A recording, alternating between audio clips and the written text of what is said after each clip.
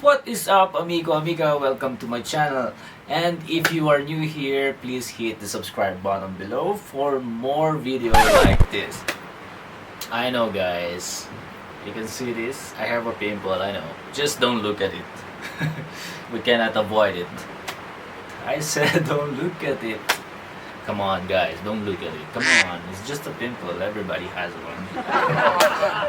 Moving forward. So, guys, I just picked up my passport from the Via Center, and guess what?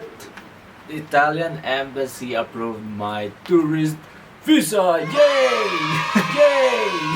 Yay!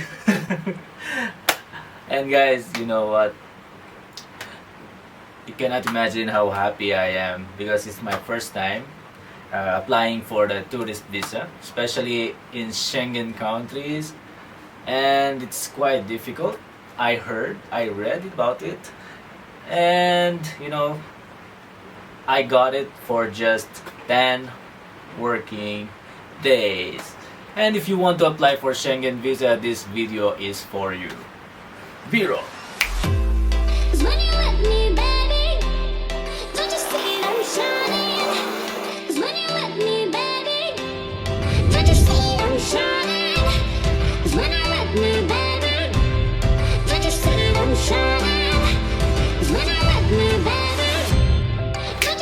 Alright, so on this video we are going to talk about 3 steps on how you can apply for a Schengen visa on Italian embassy with the Via Center.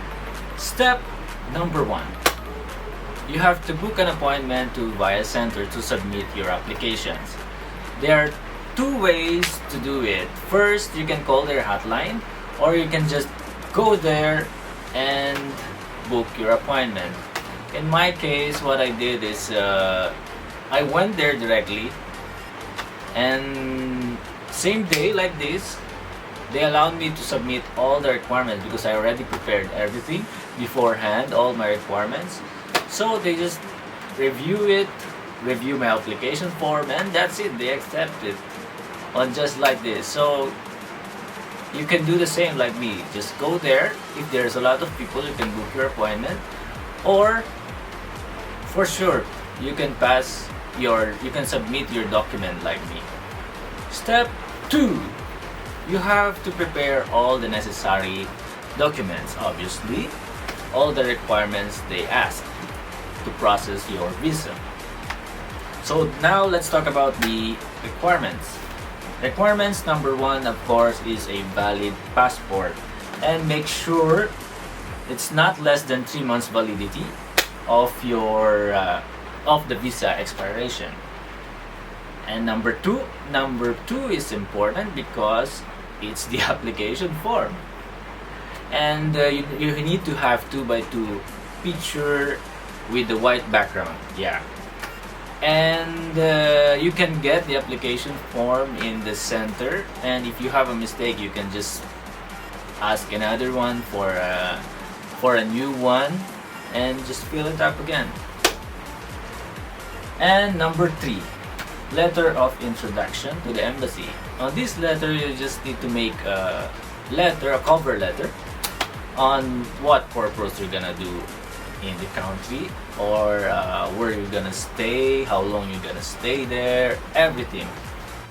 Number 4, if you are employed, you need to have a certificate on employment and approved leave of absence. Yeah, approved leave of absence. And this is a proof that you are going back to your work, and this is really important to have this one. And number 5, if you are self-employed, you need to have a business permit and registration and financial statements.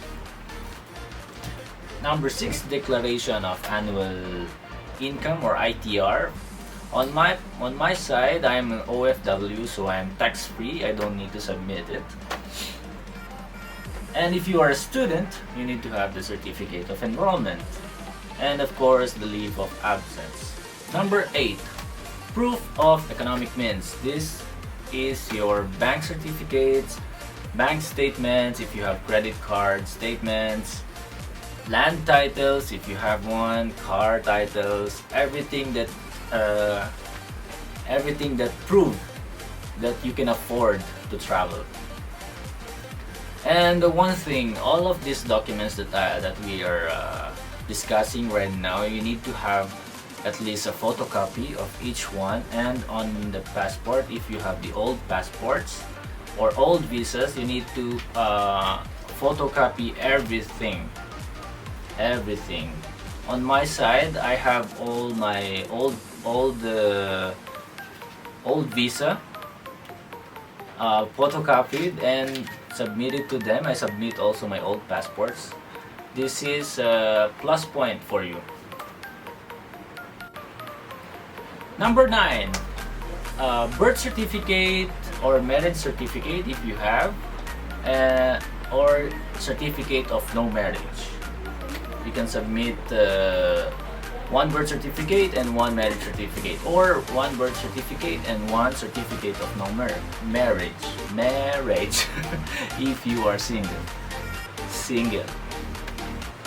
I'm not single. Number 10, this is also very important, your itinerary. Itinerary means your day by day schedule on the country, day by day, from the moment you fly from your country until you fly back to your country. You need to state there where you are going, who are you going with, everything. And you need to have a confirmed round trip flight booking. And you need to have also a if you are staying in the hotel, you need to have a hotel reservation under your name. All of this must be under your name. All right, so this is very important. On my case, I didn't submit the hotel booking because I will stay on Nancy's house, my love. I will stay on their house, and what I submitted is Nancy's credentials, her parents' credentials, and the house address, and the proof of ownership of the house. Okay, next one is another important document that you must have is the letter of invitation addressed to the embassy. In my case, addressed to the Italian embassy. Nancy did the invitation. She stated everything there that she will let me stay on their house from this day till this day, and with that you need to have the supporting documents as well, like what I said before is the land title, the proof of identity, yeah, and everything, their passports, everything. Another one is the travel insurance. This is also very important.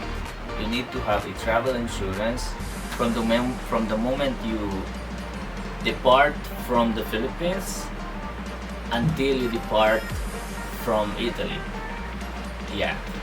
So you need to have at least 30,000 euro insurance covered.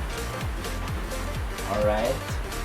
And with that, on my case, I'm going to fly November 15 from here, and then I'm coming back.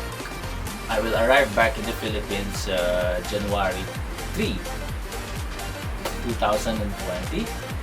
And on this kind of insurance, they will give you an allowance like 15 days. So they will put around like until January 18. Yeah, so that is okay. Alright, and last one is you need to pay, of course, the processing fee. Yeah, and the service fee. Yes, this is very important. You cannot process without paying, guys. Come on. Alright, let's go. Let's move to step number 3. Step number 3 is Of course, you have all the documents in your hand, and of course you need to go there and submit everything. Yeah, okay. Via Center, they have the center in Makati, and also if you are living in Cebu, they have also in Cebu. Yeah, I will put their address down and also the toll-free numbers. So you don't need to go anywhere else.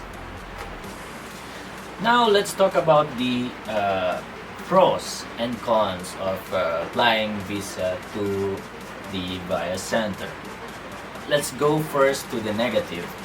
Alright, so to the negative, you need to have an extra service fee. You need to pay an extra service fee, which is, I think, is 1,400 pesos. Yeah, it's not too much.